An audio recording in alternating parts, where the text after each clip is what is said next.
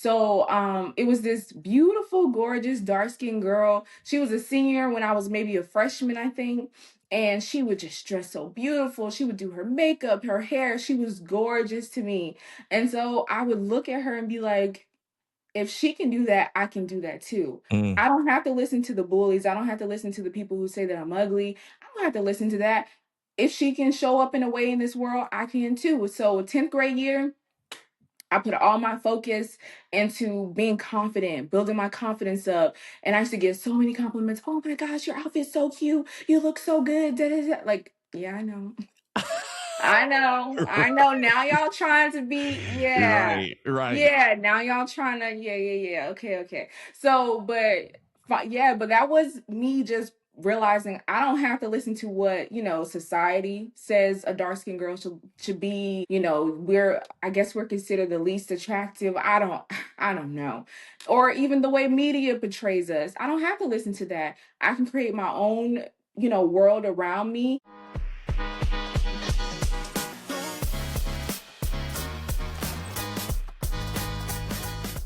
What's up, you guys? Welcome back to another episode of Flip That Switch. I'm your host, Brandon, aka B to the Sis Najae, and we're back with another episode. If you didn't get a chance to go back and watch the previous episode, please go back and watch it. As a matter of fact, before you watch this one, go back and watch the previous one.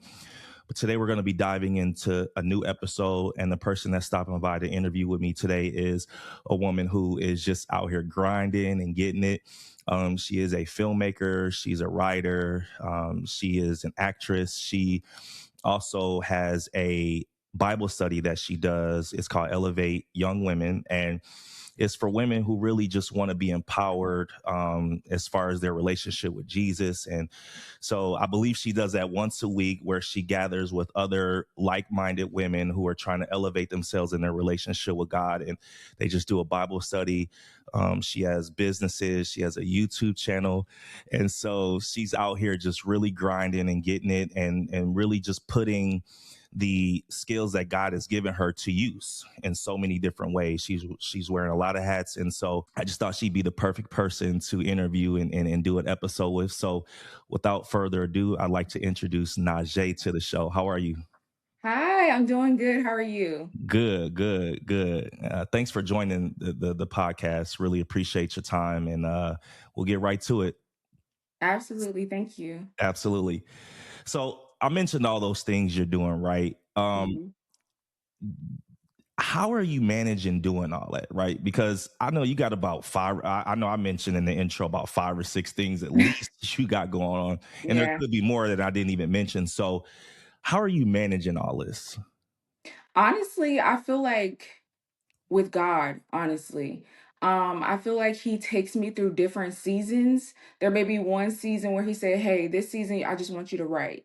And then Okay. I just spend that whole season writing. Then there's one season he may just have me focusing on my online ministry with my Bible study.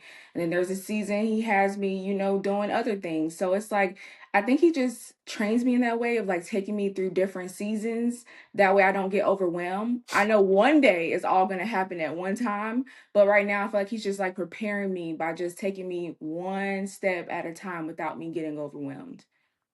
I love it. And it's the obedience, right? It's the Yeah, obedience to the calling, right? There's plans and purposes on your life. You've been given a vision, and like you said, as you go through those different seasons, you're just being obedient.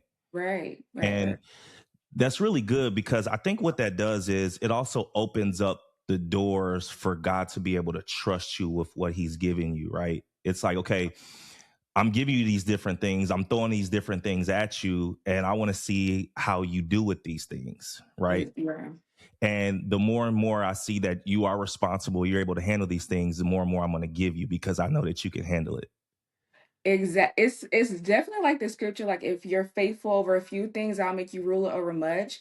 I feel like Yep. God pays attention to, the seasons where maybe you're not in the spotlight, but you're behind the scenes and you're Yeah. doing things that one day when you are in the spotlight, you'll be able to handle it a little bit better. But he's definitely like preparing me like behind the scenes where nobody else is watching, and he's seeing how I handle it. Because if I'm not, for example, if I'm like slack with posting my content, slack with doing my Bible studies, not consistent. He's watching that. So he's like, if you can't be faithful in this, Yep. why would I give you this thing that you're asking for, this dream that you have? Why would I just throw it in your lap for you to fumble it? So it's like Mm. he's paying attention now in the smaller things. So yes, absolutely. Oh, that's great. That's awesome. So you do have a Bible study, obviously. What inspired you, other than the fact that obviously you were given this vision to do this? What is one thing that inspired you to be able to just be like, you know what, I'm going to start this thing? Like, where did you see there was a gap to where you felt like you could come in and make an impact and kind of bridge that gap with having a Bible study like this? Yeah, honestly, loneliness. Mm, When I first gave my life to Christ, I had no Christian friends, like whatsoever. And it was like God was taking me through this pruning of where I wasn't necessarily the friends that I did have, it was like they were falling off. And it's yeah. like I wasn't relating to them the way I once was. And it was just frustrating. So me starting that not podcast, I'm sorry, me starting the Bible study was purely out of like loneliness and Mm, realizing I'm not the only one. And it just so happened I started it or got the idea right before COVID happened. Before it was even like COVID was even really mentioned, I yeah. was like, I'm gonna do a online community and get young girls from all over the world who are maybe they just want to be around other like-minded young girls, other girls who love Jesus. Maybe they don't have friends, maybe they have, you never know. So it actually happened right before COVID happened, and then during COVID it started to really like take off and really like more girls started joining.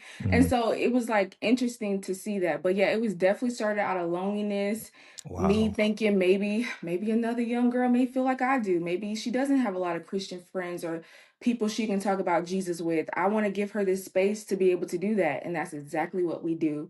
Like we get up there, we yap, we just talk, we just be girls at the end of the day. We're just young girls. We just talk and just get to know each other and build community. But yeah, it started from just going through that wilderness season, I call it, of just pure loneliness and just wanting to be surrounded by community.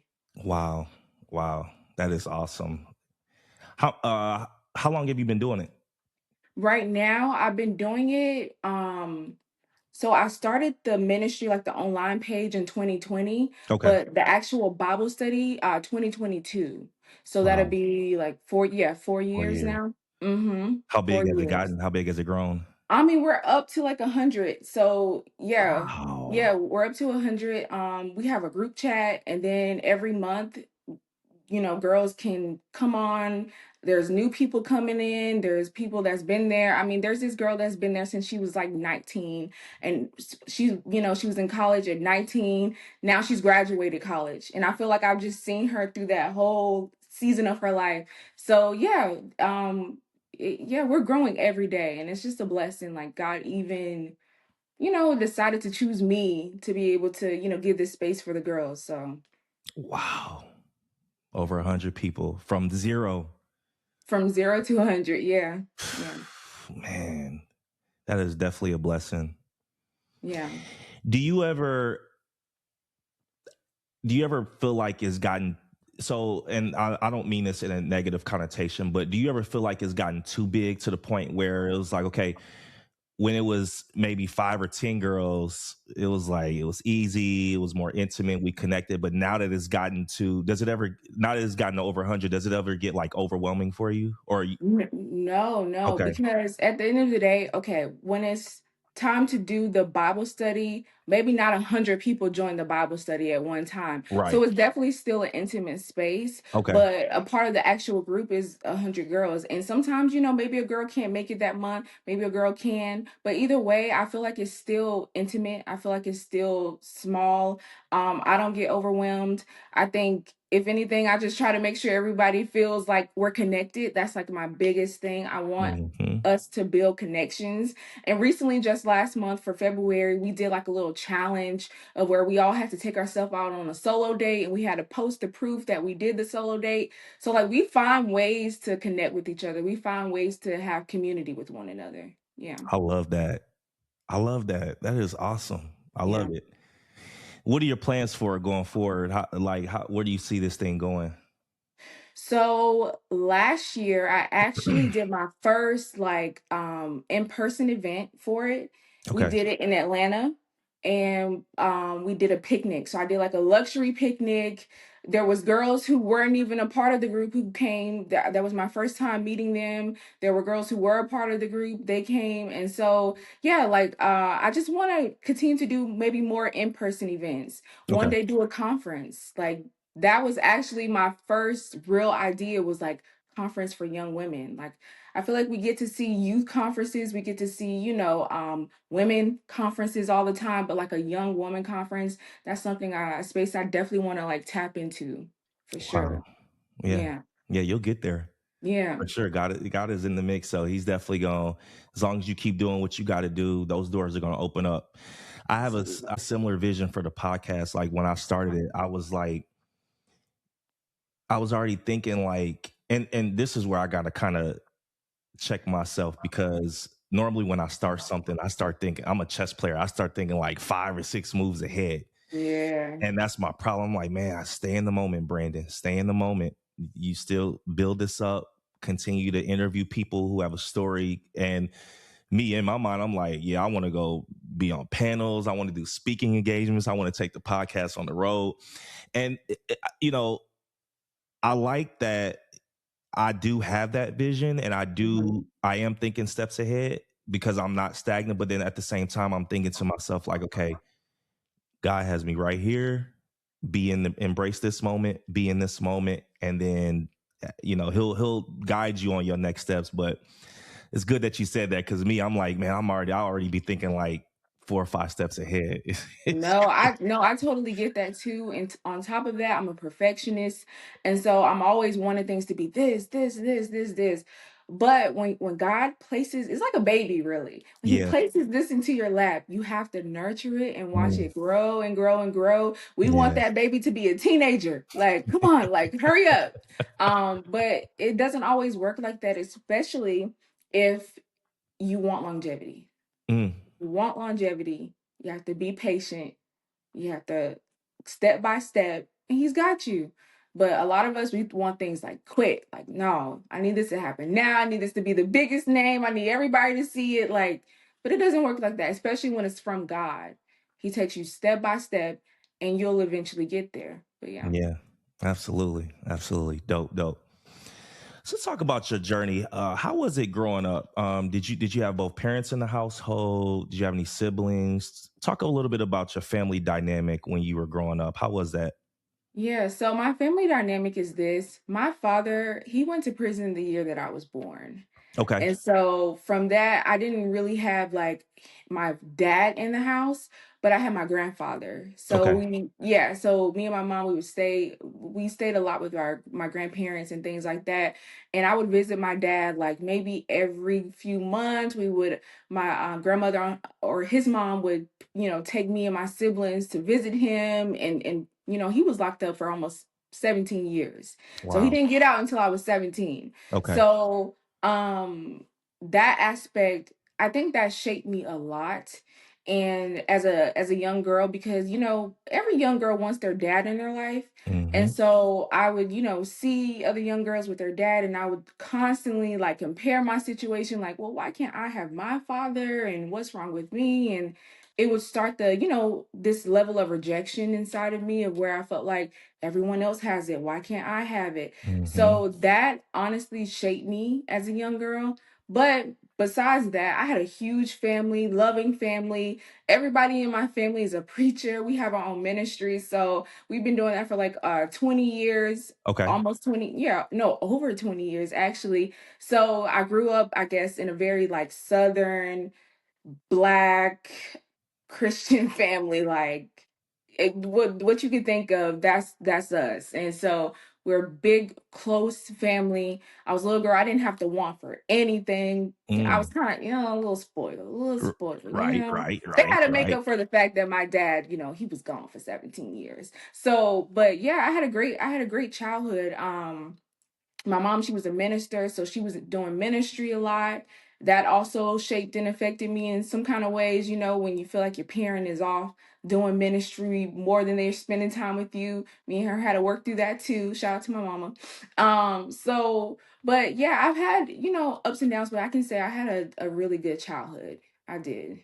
Nice, nice. Hmm.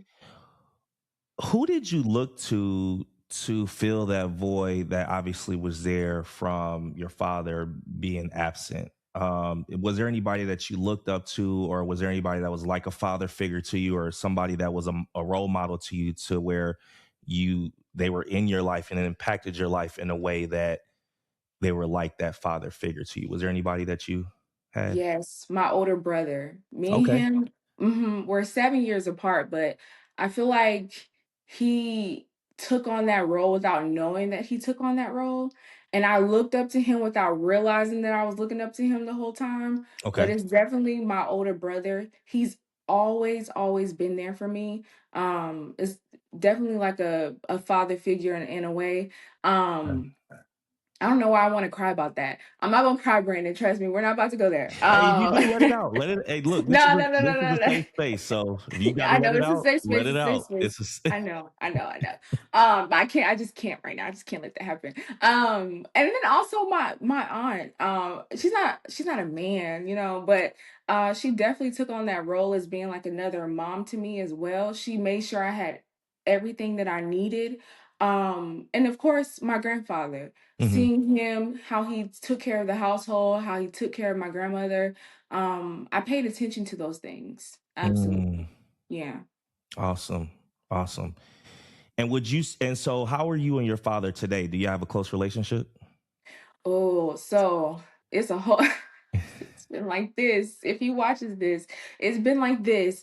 But there was something that happened recently that kind of like I was like, nah, I'm good. Like I Mm, don't need to even we're good. But Brandon, the way he fought for me to be in his life again, because hmm I was ready to just Dad, I'm done. I Yep. feel like, that was a really big pain point for me. Me not having my father in my life.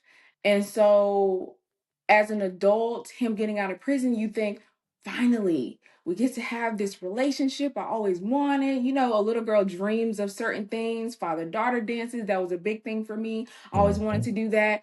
But then when he got out, he's like he's now in a situation where he's learning to, become a man all over again. Yeah. He has he's arrested emotionally. He's been locked away for 17 years since his like what 20s. So I had to realize like him getting out, maybe I didn't get the father that I wanted. hmm hmm And that took me a long time to process that it's not going to be how I thought it was going to be. This mm, man came out of this situation. He's trying to figure himself out. It's not going to be what I thought it was going to be. And so that took me a minute to even process. And then when I felt like I wasn't getting what I needed, I took a step back. Okay. But the way he fought for me recently to get back into my life, I realized, oh man, I do need my dad. Like Mm, I do need him. Um, I need him. Like I actually do want this. I didn't think, I thought, he'd be like, okay, well, she doesn't really want to talk to me no more. Oh well. But no, yeah. he came for me. He fought Yeah. for me. He expressed himself to me, and that meant everything to me. But yeah, so I forgot the question, Brandon. What was the question again? Oh no. The question. Well, the question is, how close are you to him right now? Like. Yeah, yeah. So we had to go through that rough patch of really learning each other. And because I was in the mindset of, Lord, if I never get that father thing that I want here on earth, I pray that I get it in heaven with you, Lord. Like that was Ooh. just like my biggest thing. And Mm, so it was tough. Like I really had to let go of the idea of what I wanted with my dad, to really just let it go. And yep. when I tell you God brought it back, he brought it back. He moved things into place to where he brought it right on back, because I was finally willing to surrender it. I was like, Mm, I can't do this no more. I can't go back and forth in my heart of wanting this thing and it's never going to happen. But when God is in the midst, when I was just done with it, and God Mm-hmm. moved. I mean, if I can speak really quick, just a quick short story. My aunt and uncle, who stays in the same city as my dad, Mm-hmm. um, they were on date night. Okay. And it just so happened, and mind you, at this point, I wasn't talking to my dad. I was just done. Okay. At this point, my dad, he was going back and forth with himself with like where he wanted to eat that day. And he was like, I should just grab something quick and go home. But he finally was like, no, I'm just going to go to this restaurant. Well, he ended up being at the same exact restaurant as my aunt and uncle on their date night.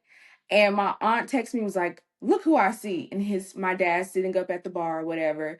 And she was like, she said something funny, like, should I go get him? Like, whatever, like, And I was like, yeah, go get him.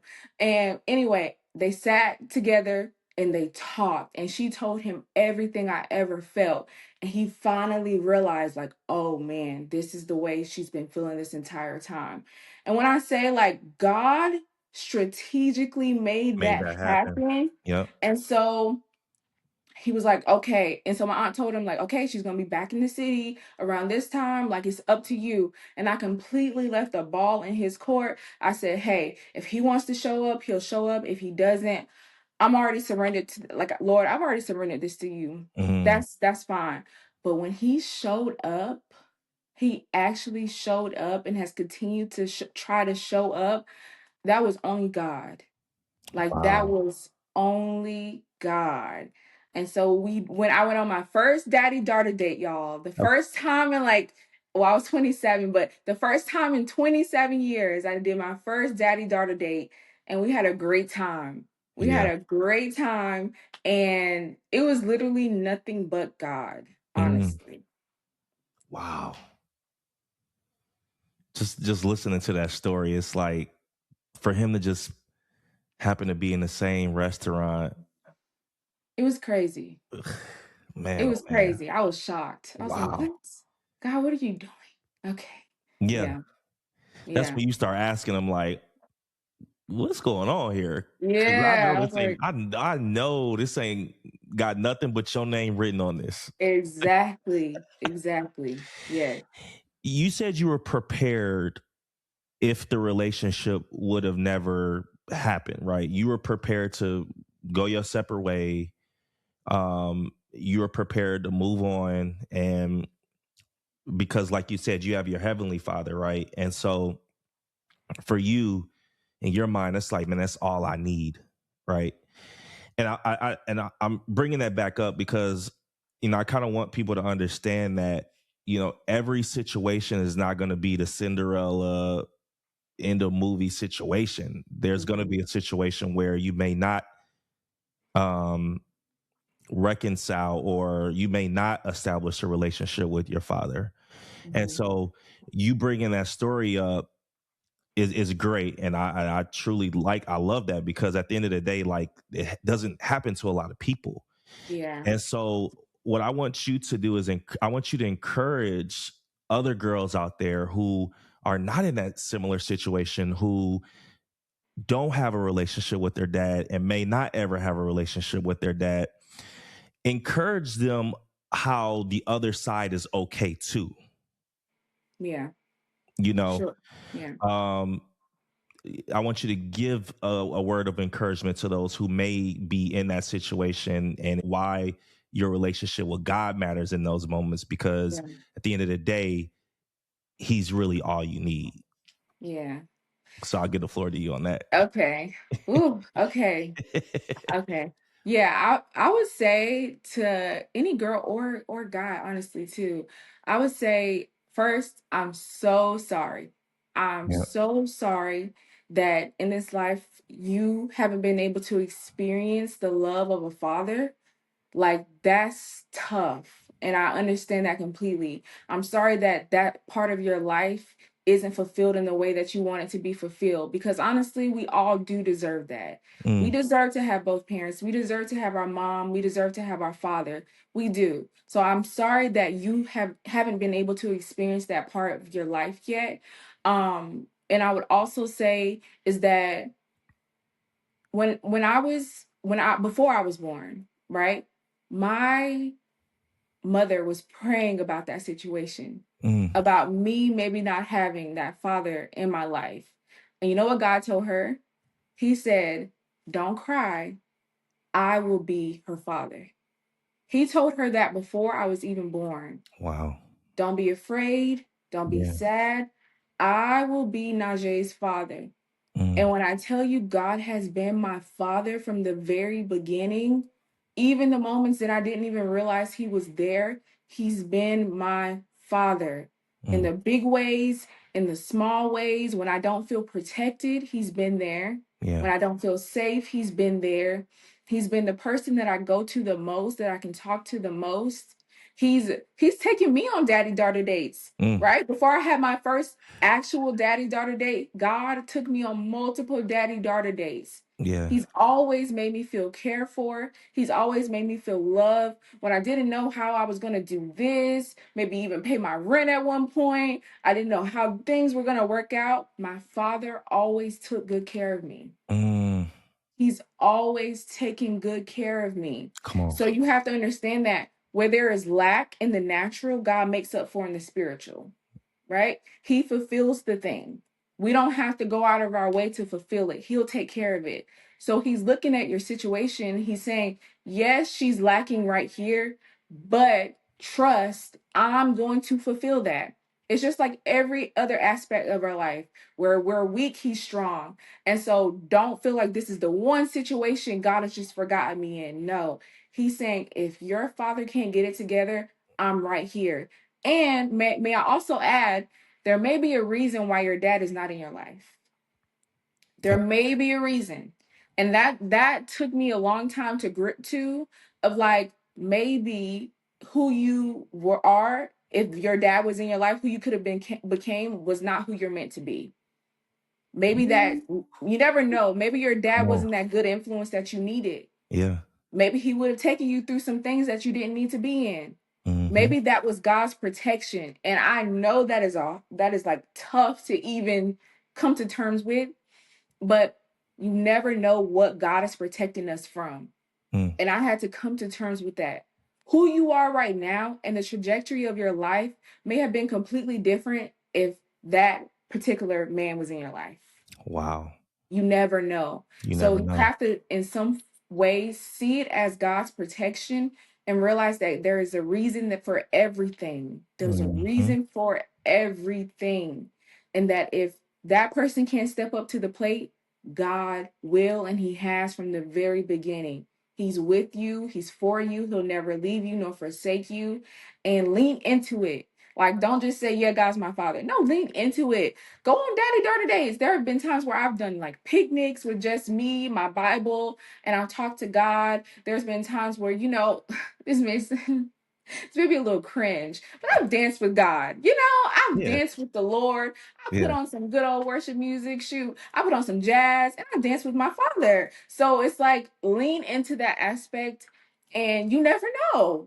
God may heal that situation with you and your father, or he may bring another man into your life that can take that position. But Mm. regardless, know that God is your father and he's a good father.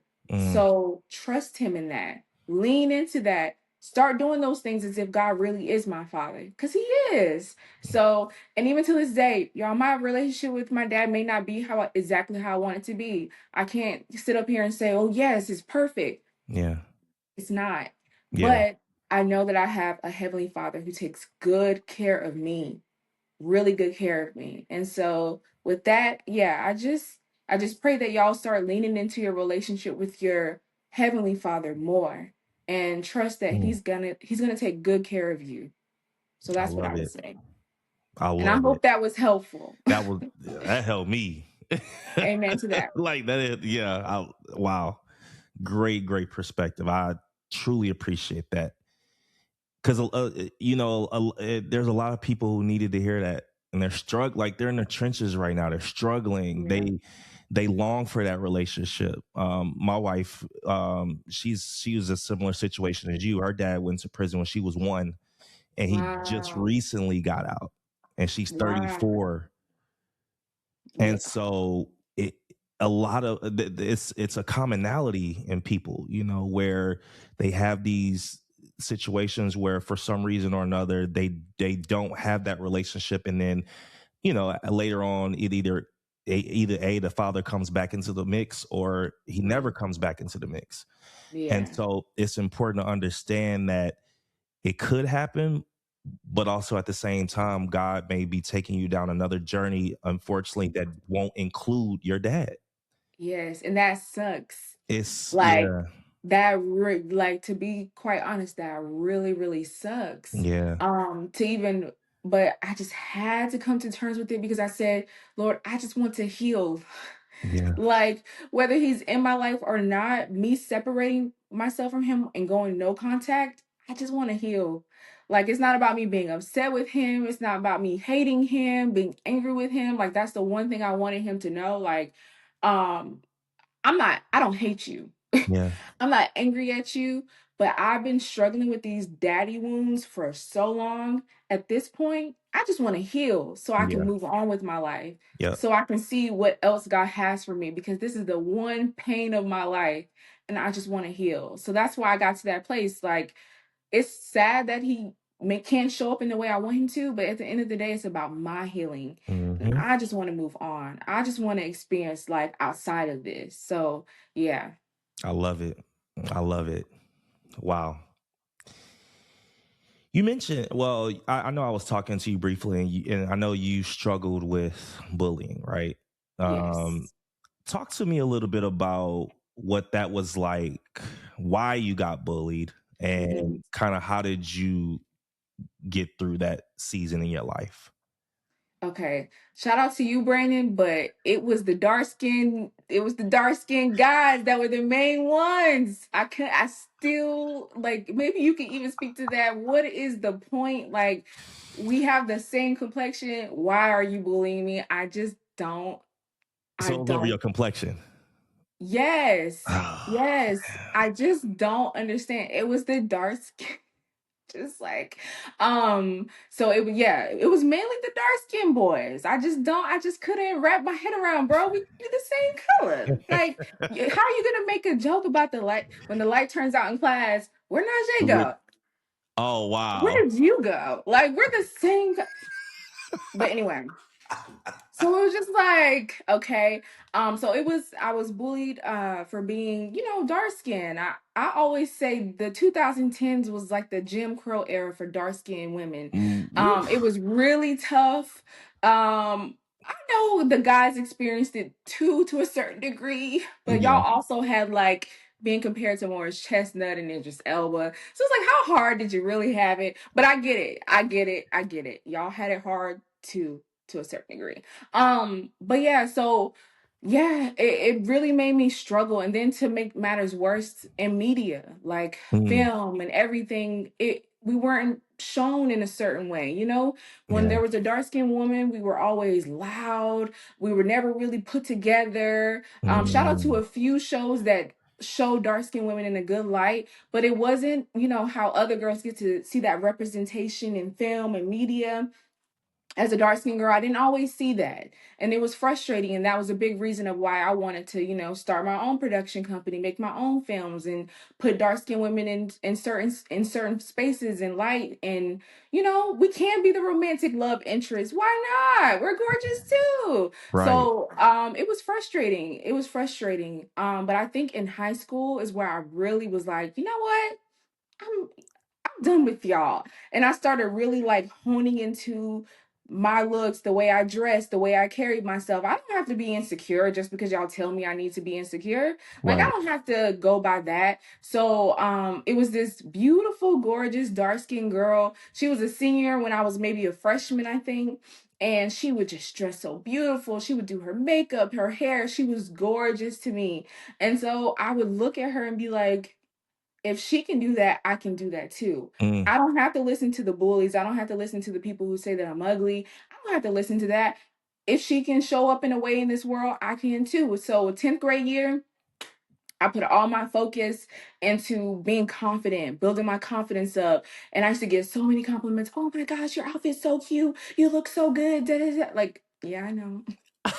I know. Now y'all trying to be, yeah, Right, right. yeah. Now y'all trying to, yeah, yeah, yeah. Okay, okay. So, yeah, but that was me just realizing I don't have to listen to what society says a dark skinned girl should be, and I guess we're considered the least attractive. I don't know, or even the way media portrays us. I don't have to listen to that. I can create my own world around me, and I just started pouring into my confidence, and that led me to doing my very first YouTube video. Nice. And I think it was titled "How to Love Your Dark Skin" or something like that. How to Love Your Dark Skin. I was like 17 when I made that. Oh, And wow. it helped a lot of people, even adults, like message me, was like, I love that. I love what you were talking about. Because you people project, and you don't have to take on everything people say about you. That's them. You don't Yep. have to take that on. And so I had to realize I'm in control of this, and it's my decision. And I say, I want to be confident. I want to love my skin tone. I want to love the way I look. I don't have to go by society. I Yeah. love that. It's all about confidence. Mhm. When I was in high school, well, actually, I take it even, yeah, I'd say high school, junior high to high school. I struggled with it too because back then, light skin was in. Like Yeah. light skin, pretty boys was in. And for me, it was like I didn't necessarily experience bullying, but I experienced getting roasted, right? Like people had the Yeah. dark jokes. And for the longest, I would accept them. And then one day my friend came to me and was like, bro, why don't you just roast them back? I'm Right. like, you because he was one of those where he would have roasting sessions like with people. That's just what they Oh, did, right? okay. Yeah. So I was like, man, I don't know how to do that. Like, I don't want to be talking. He was like, you just got to find something on them and just roast them. So finally, when I started roasting people back, that's when I got my confidence. And Yeah. from there, there was like, oh, Brandon's a roaster, Brandon this, Brandon that. But also, what it did was it built up enough confidence in me to approach girls, right? Because I'm not gonna say I never lacked confidence in that area, I did kind of because of light skin being in. So my thing Yeah. was I didn't think I had a chance, right? She want the light skinned dude to do with the little curl, pretty boy, and the little. And so I'm like, so finally when I started to get my confidence, I'm like, okay, but why can't we be in? Why aren't we Right. in? Right. Complexion is complexion. What it really boils down to is what's on the inside, your character, if you can talk. I mean, like for me, I always felt like I had the gift of gab. I always felt like I had the personality, right? And so I'm like, why not me? Why not us? And so from there, I started to build confidence in myself and understand and realize that it's about melanin as a whole. It's not just light skin, dark skin. It's who you are as a whole, our culture as a whole. And so I liked your story of you started to gain confidence and then you use that to put not only yourself but people that are like you in positions and give them opportunities that the normal person wouldn't give them, right? Exactly. Mm-hmm. I love that because you're right. I don't think that we get a fair shake because of our complexion, and it's like it's not Yeah. fair. It's like we wake up, put on our clothes just like the light skinned person does. We're human. We're humans. We're humans. Yeah. And Yeah. it's like you don't. It's like people don't understand what they're missing out on off of our complexion. Mm-hmm. I might be a harder worker than this person over here, but you're gonna look past me because I'm dark skinned. Because I Exactly. don't maybe I don't show up on camera as aesthetically pleasing as this person. And Mm-hmm. it's like I hate that we get such a bad rap, man. But anyway, Yeah. I wanted to say that because I appreciate the fact that you were bullied through it, you struggled through it, but you also overcame it. Yeah. Yeah. And it's so Exactly. much encouragement for people out there that are like us, that are dark skinned, that are like, you know what? You have to be confident in your skin. You have to be confident in yourself because you having a lack of confidence doesn't help the situation. Sometimes people just need to see that you have confidence and it'll Yeah. change their whole mindset. And it sucks that people's mindsets have to be changed that way. sometimes in life, that's just how it is, you know. Yeah. And if you want to elevate yourself, the confidence is such a major key, a major thing for people, and a lot of people lack it, and it unfortunately it causes them to not either go after the things they want or get the things they want because they lack the confidence. So it's Exactly. good that you had that confidence and that it was able to kind of elevate you and overcome that stereotype. Oh, she's the dark skinned girl. Oh, she's Yeah. ugly. Oh, Yeah. I don't want to approach her because she's dark skinned. It's like, come on, Yeah, bro. Grow up. and then for the girls, listen, those same guys will be in your DMs about 5 or so years from now. Yeah. So don't even worry. And when they do, you leave them on red. Okay. Leave them on red. But yeah, don't even worry. Like, don't even worry about that. And there are like so many people who love dark skinned girls. Yeah. So, because there's like, I don't know if you see, but like, there's always this discourse, light skin versus dark skin is like we're always put at the bottom of the totem pole. But that's all a lie. Oh yeah. There are men who love dark skinned women. Yeah. Don't let society fool you and make you think you're undesirable. That's not true. That's not. Mm-mm. Not true at all. Mm-mm. You mentioned you started your first YouTube channel, or you did your first YouTube video at 17. Yes. How old are you now? I just turned 28 last week. Oh, happy birthday. Happy belated Thank you. birthday. Yeah, thank you. Thank you. So have you been doing YouTube for 11 years? If that my math is right, 17 to 28. Yeah. Yes, but very inconsistently. Okay. Yes. Okay. Very inconsistently. So what inspired you to start out? Was it the situation of you being bullied? Was that what inspired you to start the YouTube channel? Exactly. Yeah. Mm-hmm. Wow. And that was the reason why my first video was, how to love your dark skin and kind of that sort of ode to the dark skinned girls, trying to find confidence. That was the reason I started YouTube. Because I was like, we need to be in this space too. Yeah. Now 11 years ago, that was around YouTube was like popular, but not everyone was doing YouTube. Right. But it was still, up and coming. You would see the makeup girlies, the natural hair community and stuff post videos. But I just wanted to I wanted to do the makeup and all of that, but also I wanted to just talk. I just wanted to speak to the young women who may be feeling insecure, Mm, who may be feeling like they're getting bullied for the way that they look. yeah. That was the reason I started my YouTube channel because I wanted to help. Like I wanted people to feel also just less alone in that as well. So yeah, that's the reason I started for sure. Wow. That is awesome. Awesome. Awesome. So 28 years old, and I want to kind of transition to the fact that you are a virgin. Yes.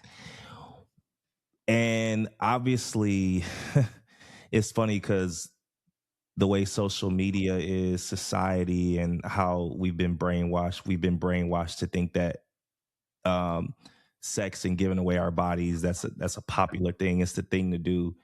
Um, what made you I don't want to say decide to become one, because you don't decide, like you're a virgin, like that means you've never done anything. Yeah, So you just born. yeah, yeah. So what has made you stay consistent with not giving up your virginity? Right. Oh, that's a good question. I can take 2 seconds to think about that because I'm like, oh, that's good. Yeah. Um, it's interesting because when I was like a teenager, even though I mentioned it before, my family, we have our own ministry, we're heavily, heavily involved in church. On the other hand, I wasn't really waiting because of just that. I know that Okay. kind of sounds bad, but I wasn't really waiting just because the Bible and all this. I was in the mindset of, oh, I'm just gonna wait till I find somebody that I really love, Okay. like really care about. Right. But then I gave my life to Christ at 19. And so from there, I was just like, wait a minute. Why do we wait?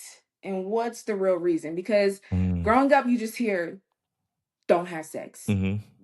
Just don't. Right. No, it's bad. Just don't do it. Right. And no one really ever explained why not to have sex. And so I guess also through beginning to build my relationship with Christ on my own, having my own relationship outside of just my family and church and all of that, I started realizing that it hurts me more to give myself up in that way. It Mm, hurts me more, right? And what do I mean by that? Having sex outside of marriage does more harm than good. And I mm, know society tells us the opposite.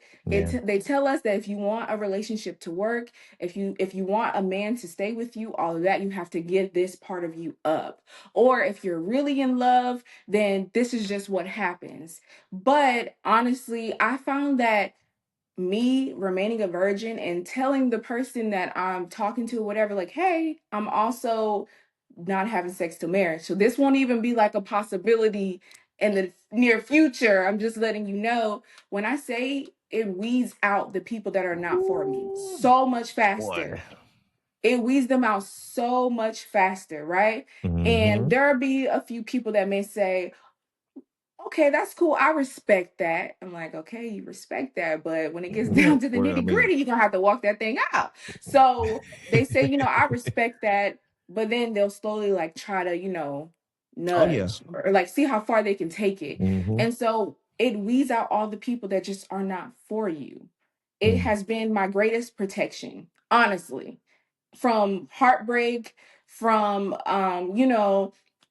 choosing the wrong person, all of that. It's been my greatest protection.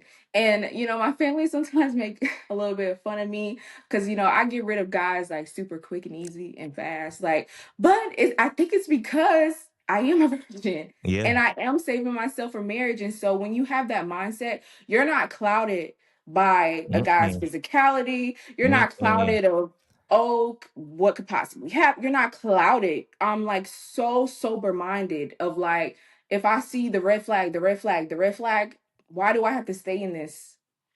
I have no attachment to you. I'm out. Okay. So it's like, it's been my greatest protection in a way. Yeah. And, even everybody's not going to be a virgin when they get married. Mm-mm.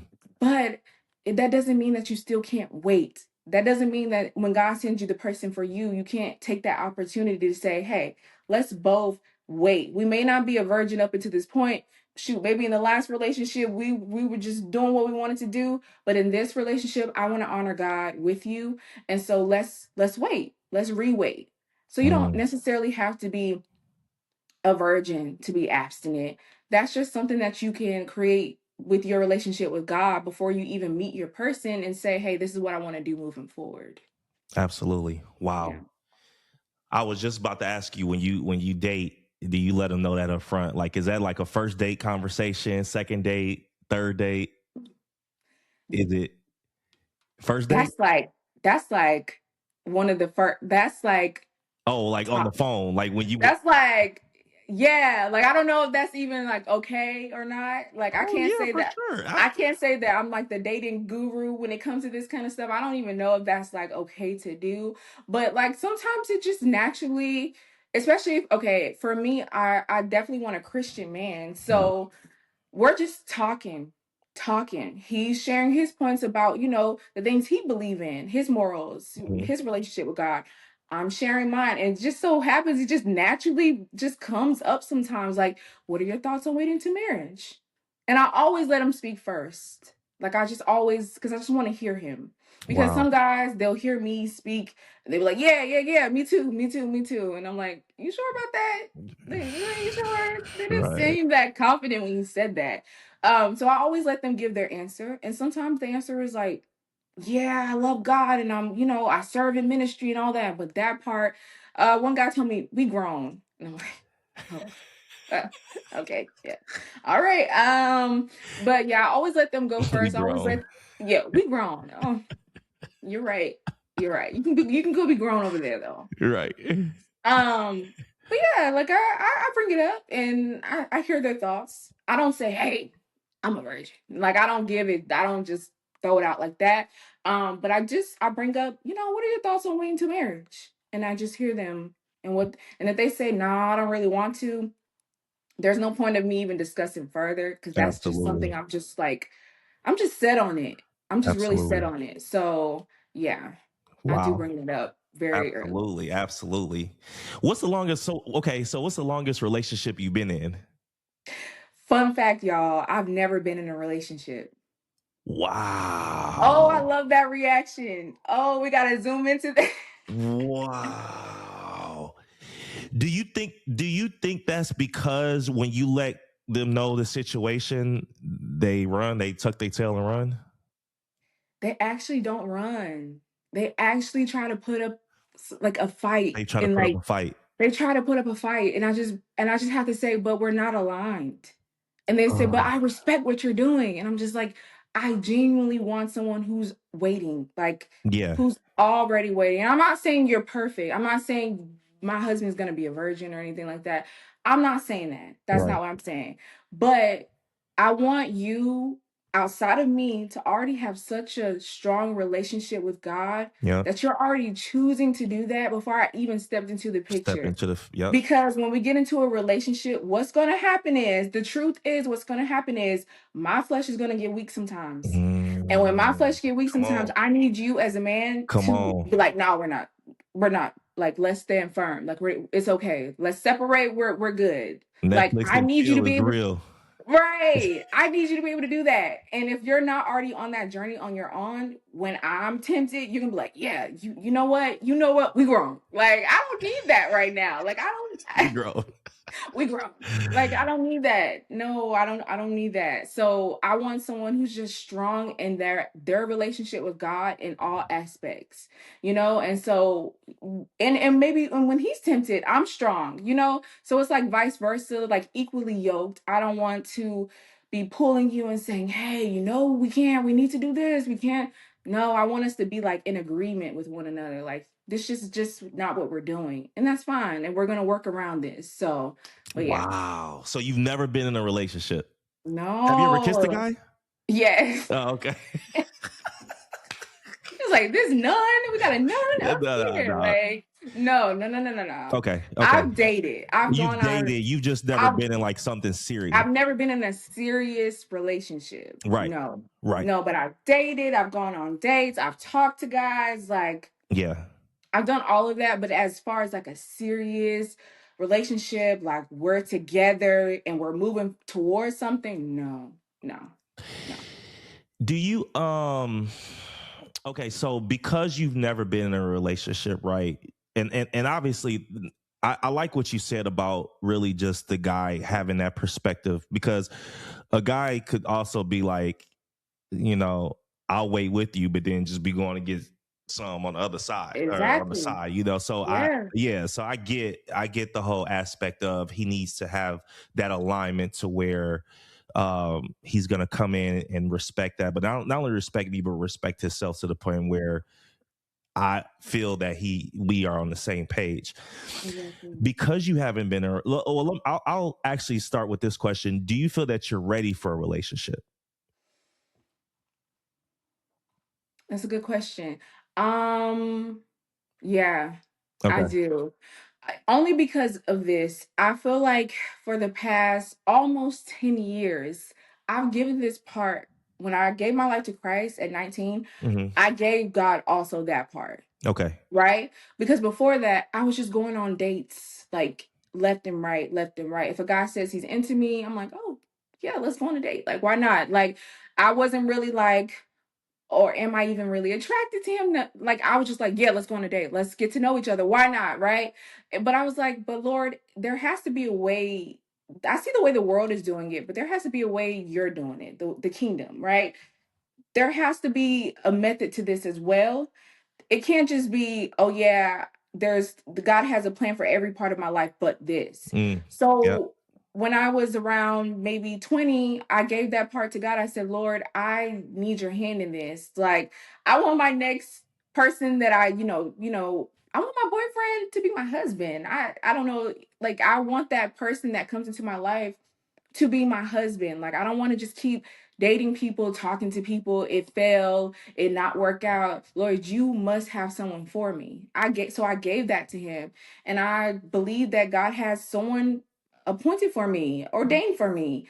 Um, and I know some people don't believe in that whole aspect, and I don't know, but for me, I do. I do believe that God has someone for me. And so yeah, so I haven't dated in like almost 10 years. Wow. I know that sounds crazy, but I haven't dated in like 10 years because I just genuinely believe that God has someone for me, right? And that doesn't mean that I haven't talked to people and that people haven't come my way, right? Yeah. But I mean, a lot of Christian girls, we do go to through a point where it feels like nobody's checking for me. But no, people, I did go through that kind of season. I feel like, Lord, like, is something wrong with me? Why nobody ain't checking for me? But also, I've gone through the seasons or the times now of like, yeah, people are checking for me. But Lord, who do you have for me? Yep. Like A lot of people are coming, but who is for who do me? you have for me? Because me now isn't going to be the Najae like 20 years from now. And God, you are so sovereign that you'll bring a man who's good for me now and good for me 20 years from now. And Mm. so I don't want to just be Oh, fixated on the now of this guy of like, oh yeah, he has this, and that. But 20 years from now, we're not even moving in the same direction. And right, only God knows that. right. Only God knows who's good for you now and good for you 20 years from now. And Mm. so I'm just trusting him with this part of my life. And has it been easy? No. Of course. Is it hard? Yes. You're human. Is being a virgin easy? Absolutely not. Yeah. Okay? Yeah. It's tough. I would tell anybody that. But so is, the other side of things. Having a baby daddy. That's also difficult. So, you got to choose your battles. But yeah, it's not easy. Waiting till marriage is not easy. It's definitely difficult. But I just truly believe that God has a plan for it all. And I'm trusting him. You Even when trust I get them. frustrated with him. Yeah. Because there are times where I do get angry. Why hasn't it happened yet? Is something wrong with me? All of that.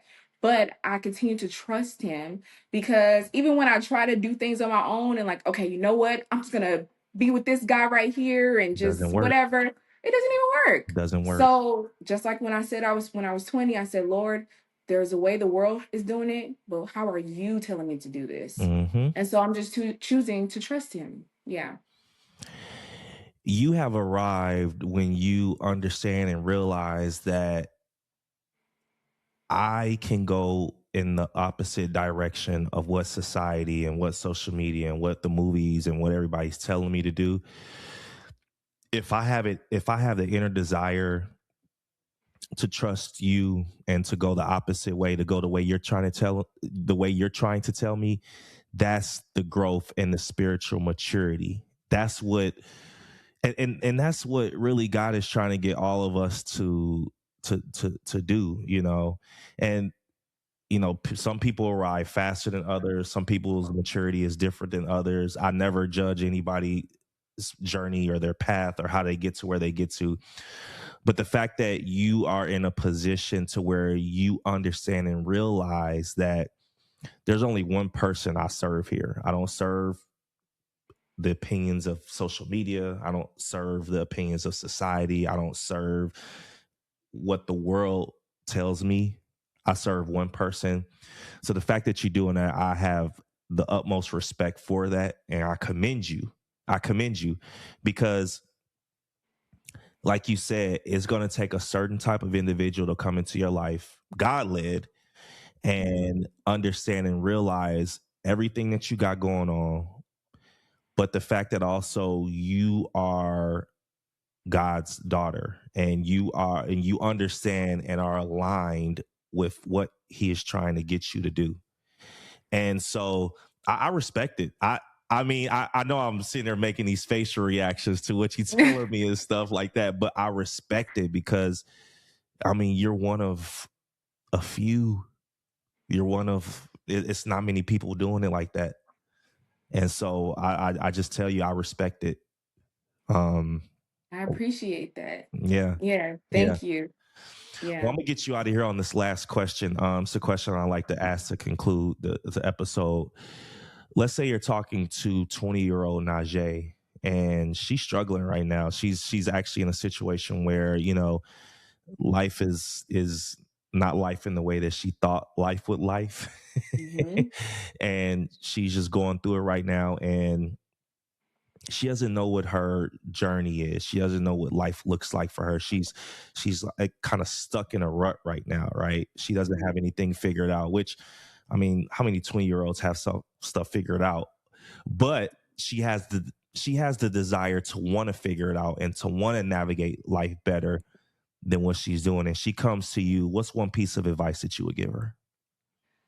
I would tell her, I would tell 20-year-old Najae that it genuinely will get better.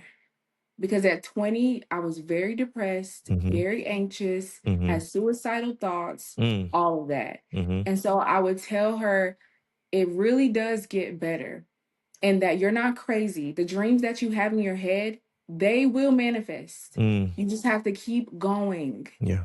And I would also tell her faith without works is dead. That although you do have a dream, you have to put that thing into action. You have to walk it out. You can't let fear keep stealing from you, stealing from you, stealing from you. I would tell her, kick fear in the butt. I love Okay. it. I would tell her that. Don't be afraid because literally, God has a plan for you and you are going to be everything God has called you to be. So don't let fear or any of these things get in your way. Keep going and keep moving forward because you got this. You got this, and God got you. That's what I would tell her. Mic drop moment. Wow. This was good. This was good. I definitely appreciate you coming on and just giving your journey and giving us your story. And I Yes. think a lot of people are going to really be helped by what you had to say. Like it's at the end of the day, these are all testimonies, right? And Yes. I think somebody's definitely going to be helped. So I definitely appreciate you coming on. No, thank you so much, Brandon. I really, really appreciate it. Even being able to see you and your wife's journey with everything, like y'all's testimony, you don't know how many people you're helping. So I'm just Yeah. grateful to be on the podcast. I'm super, super grateful. Thank you so much. Absolutely. Absolutely. Well, make sure you guys are following us on IG where we post reels from the episodes. And if you can't watch us, you can listen to us wherever you get your podcasts at Flip That Switch. So whether you're watching us or listening to us, just make sure you tap it in. And if you have a story that you want to get out there, you want to be a guest on the Flip That Switch podcast, hit me in the comments. I'd love to sit down and interview you. So if you feel that's you, hit me in the comments. But Najae, good luck to you. Thank you. I would say I'll try to find somebody for you, but look, Wait, but can you? No, no, like but I gotta look, I gotta be real strategic about this one. why though? Oh, wait, because I feel like I come with a lot. No, no, I no, come with a no. lot. I come with a lot. I mean, again, you're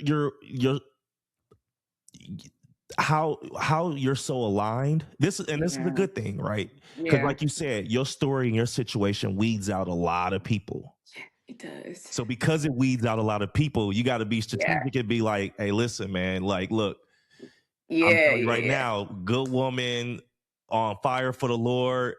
She is waiting till marriage. As soon as I hit him with that, it's like, They go like, oh, oh, yeah. Seen it all before. Seen it all before. Hey, right, you never right. know. You never know. Yeah, so but no, good luck to you. And we're gonna be watching you from a distance and keep doing what you're doing, keep impacting, keep inspiring.